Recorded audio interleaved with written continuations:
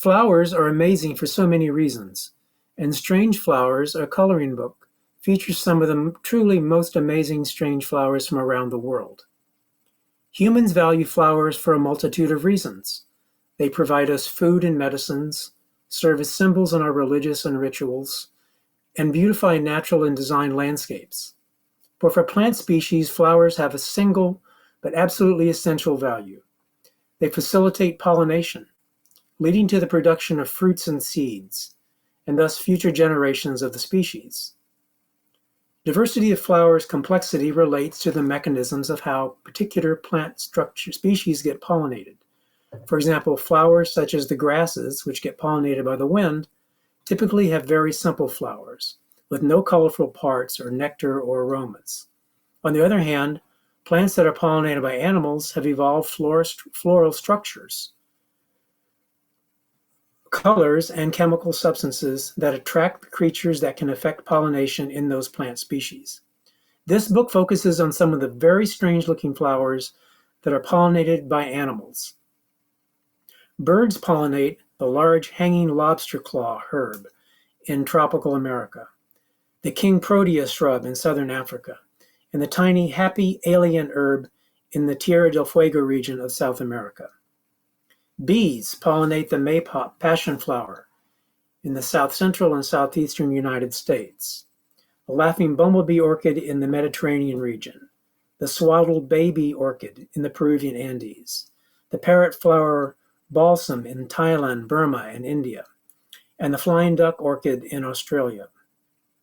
Flies pollinate the monkey flower orchid in the cloud forests of Central and South America, the corpse flower aroid in Sumatra, and the Darth Vader pipevine in Central and South America, Keith's rafflesia, a parasitic plant in Borneo, and the black bat yam plant in Southeast Asia.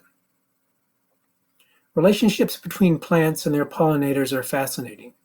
For example, flies that pollinate the black bat plant are called biting midges, which feed on the blood of mammals such as bats. Flowers of the black bat plant actually look somewhat like a bat in color, with whiskers that move in the wind. Biting midges are drawn to the plant looking for a blood meal.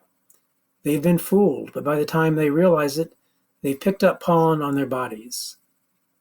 The flies then unknowingly transport the pollen to the next black bat flower, and their pollination mission is accomplished. Another example are the birds that pollinate the happy alien, called seed snipes.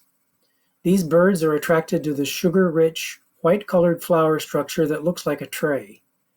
As the seed pipes snip off the sweet treat, they incidentally pick up the flower's pollen on their heads. When the birds next visit the next flower, they deposit the pollen from the first flower, thus affecting pollination. So the happy alien is not holding a tray out asking for food, it's actually offering food for its bird pollinators. Plants and their pollinators need something else in addition to each other. Namely, they need protection, as they are increasingly both threatened by environmental degradation, such as habitat loss, pollution, invasive species, and by climate change. Strange Flowers, a coloring book, introduces some of these magnificent plants to the generation of humans that must help save these plants, their pollinators, and the web of life itself. It's fantastic. I was so happy when you sent me this forward because it's right on target